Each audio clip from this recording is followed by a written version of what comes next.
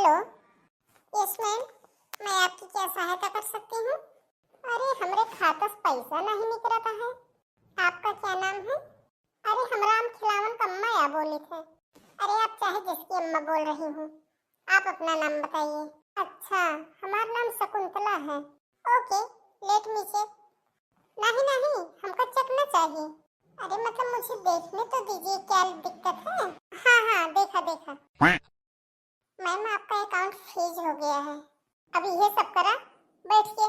हमारे अकाउंट में फ्रिज और कूलर बनवा। अरे फ्रीज मतलब बंद हो गया है। बंद काकरे कई दुहु है? मैम मैंने नहीं बंद किया है, वो ऊपर से हुआ है। तो ठीक बा, नीचे से निकाल दे। अरे मैम, वो ऊपर के अधिकारियों ने बंद किया है। तो ऊपर का ऊपर था, छत चुवत है का? उनका नीचे बोला हमारा खाता खुलवाओ। ना जाने कैसे गंवार लोग मिल जाते हैं।